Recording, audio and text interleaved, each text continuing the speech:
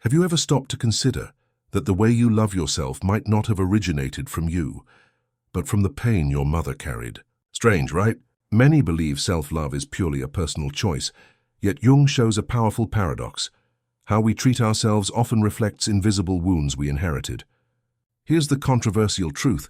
The voice inside your head may actually be the echo of a wounded mother who never fully healed. Think about it.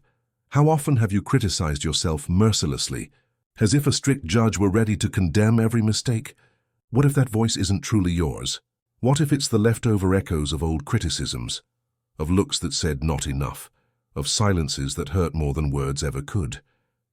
The counterintuitive secret is that this very pain may hold the key to unlocking your self-compassion. What you'll discover here isn't a shallow motivational speech, but a deep journey blending psychology and spirituality. And the reward comes quickly. The moment you recognize the source of self-criticism, you begin breaking a cycle that once seemed eternal. This is your chance to turn the tables, transform pain into strength, criticism into self-love, shadow into awakening. But to get there, you must have the courage to look within and revisit stories you may have tried to forget. I know you might wonder if revisiting old wounds is worth it, but Jung teaches that avoidance only strengthens them. Integration, on the other hand, frees you. What feels like an unbearable weight could actually be the ladder to a higher level of consciousness. And that's exactly what we'll explore together.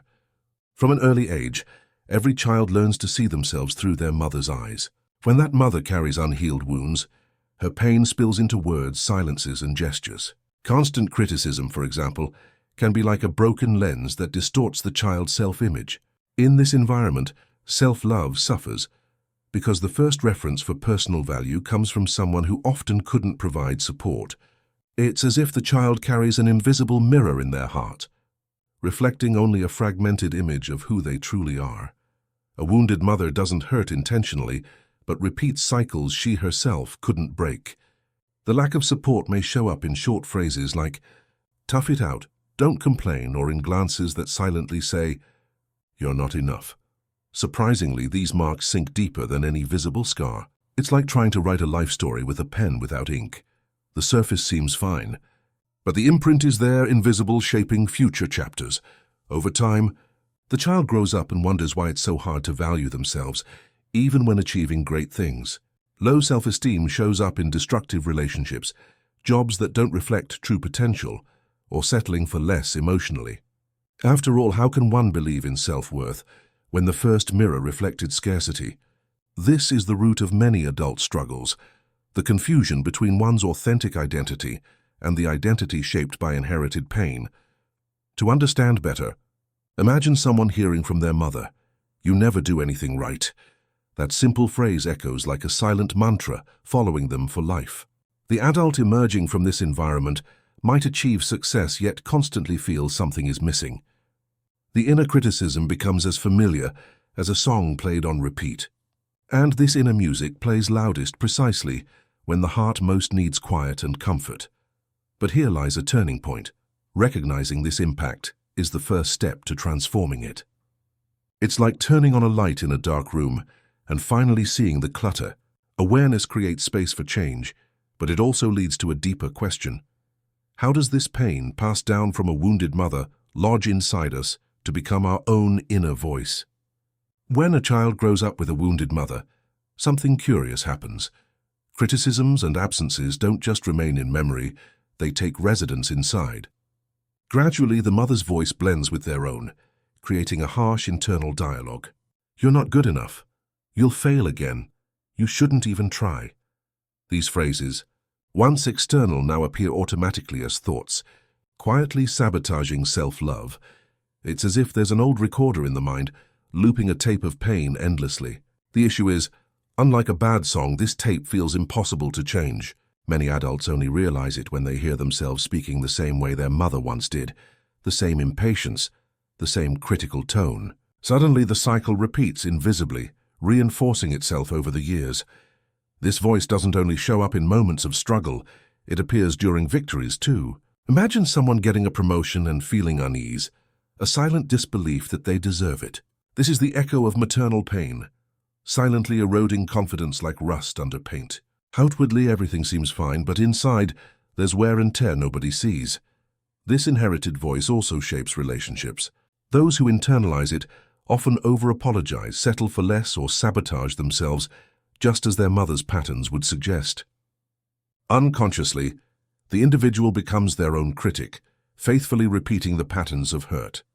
The wounded mother may have been silent for years, but her critical voice lives on inside the soul.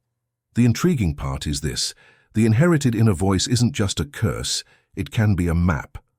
By paying attention to what it says, one can trace the origin of old wounds. And when we recognize that origin, a surprising possibility arises. Instead of fighting the voice, we can transform it through self-compassion. When Jung spoke of the shadow, he wasn't just referring to the aspects of ourselves we fear showing the world. He was also speaking of inherited hidden pain. The critical voice of the wounded mother is part of that shadow.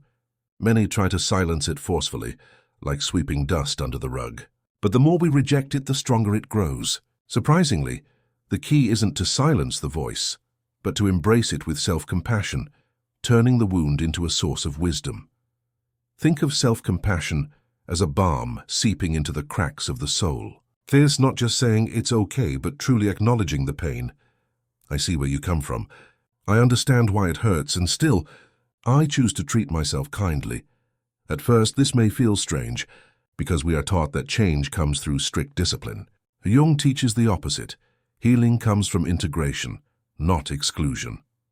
In practice, cultivating self-compassion means noticing when the inherited voice arises and responding differently.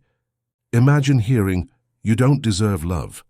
Instead of accepting that verdict, take a deep breath and mentally reply, "That's not true. I do deserve love, and I will treat myself with respect." This simple internal shift can redirect decisions, relationships, and even life paths. Many don't realize that self-compassion is deeply spiritual.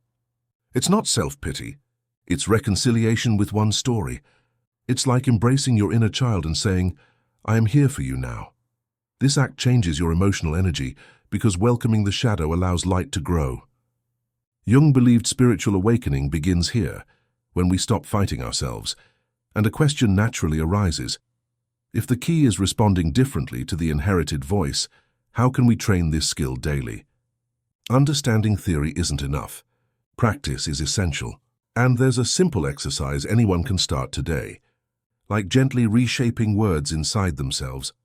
One of the most direct ways to transform the wounded mother's inherited voice is through compassionate self-talk. Whenever you catch yourself repeating inner criticism, pause, take a deep breath, and imagine speaking to a dear friend. Ask yourself, would I say this to someone I love? If the answer is no, reframe the statement and say it out loud. I'm learning, and every attempt strengthens me. This small act rewires the mind over time. Journaling is another powerful practice, but not just any writing. It's about dialoguing with your own shadow. Try noting, "Today I realized my inner voice said I don't deserve love." Then respond in writing, "But I choose to treat myself with dignity, because this wound doesn't define me." By putting invisible pain into words, you reduce its power. Many people notice subtle changes in how they respond to inner criticism after just a few weeks. This exercise works because it makes automatic thoughts conscious. It's like shining a flashlight into a dark cave. You suddenly see the shapes, recognize the fears, and confront the ghosts. Journaling gives form to what seemed shapeless, and once it has shape, it can be transformed. A key tip is to turn it into a ritual, not a chore. Choose a beautiful notebook, a quiet space, perhaps light a candle or play soft music. Every time you write, you signal to your unconscious that you are tending to something sacred. Self-compassion works best when it's felt as a spiritual act, not just a psychological tool. And this is where something amazing happens. The more we practice compassionate self-talk and journaling, the more we discover an endless source of love within. This awakening isn't theoretical, it's lived. And when it begins, it transforms not just your relationship with yourself, but with everyone around you. When someone starts practicing genuine self-love, something almost magical occurs. The world around them seems to realign. Situations that once caused pain now elicit new responses. The person who once blamed themselves constantly now pauses, breathes, and chooses self-compassion. In this process, the cycle of the wounded mother is broken, creating a new emotional pattern. It's as if a fresh root is planted in the soul, strong and full of life, capable of weathering any storm. This awakening doesn't mean challenges disappear. It means they no longer define you. Imagine someone who always felt small in the face of criticism. By discovering the strength of inner love, they can now look in the mirror and see not only scars but victories. Each pain becomes a hidden medal, proof of survival and growth.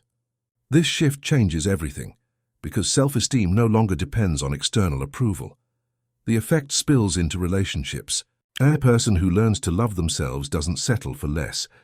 They set boundaries, choose healthy connections, and give love more purely. Having broken the inherited patterns, they create a new path based on respect, care, and self-compassion. This positive cycle ripples outward, like waves after a stone is dropped into water.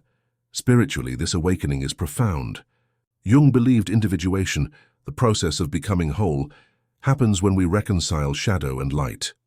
By practicing self-love, we don't just heal, we reconnect with something greater, touching a divine spark within. At this point, one starts writing a new story for their lineage, breaking patterns passed through generations. The most surprising part is realizing this process never truly ends. The more we treat ourselves with love, the more layers of our being we uncover. It's like opening secret doors in the soul and discovering entire gardens waiting to bloom. And a question remains: if this transformation is possible, how can we spark the deep interest to start this journey right now? Now that you've traveled through this journey, I ask, how long will you let the wounded mother's voice dictate your life? Knowledge only becomes powerful when put into action. So choose one exercise today.